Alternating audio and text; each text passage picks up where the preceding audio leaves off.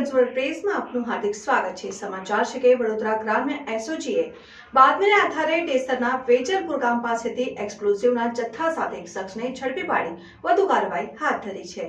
વડોદરા ગ્રામ્ય વિસ્તારમાં અવારનવાર ખાનગીરાએ નશીલા પદાર્થ અને શસ્ત્રોનું વેચાણ થતું જોવા મળે છે, ત્યારે શહેર જિલ્લાની પોલીસ વિભાગની વિવિધ એજન્સીઓ દ્વારા કાર્યવાહી કરવામાં આવતી હોય છે। વડોદરા ગ્રામ્ય એસઓજીએ બાતમીના આધારે ડેસરના વેજલપુર ગામ પાસેથી એક્સપ્લોઝિવના જથ્થા સાથે એક શખ્સને ઝડપી પાડી વધુ કાર્યવાહી હાથ ધરી છે।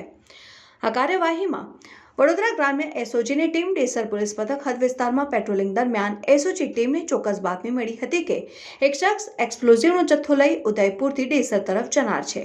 જે માહિતીના આધારે એસઓજી ટીમે વેજલપુર ગામની સીમા વોચ ગોઠવી ગેરકાયદેસર એક્સપ્લોઝિવ જીલેટિન સ્ટિક તથા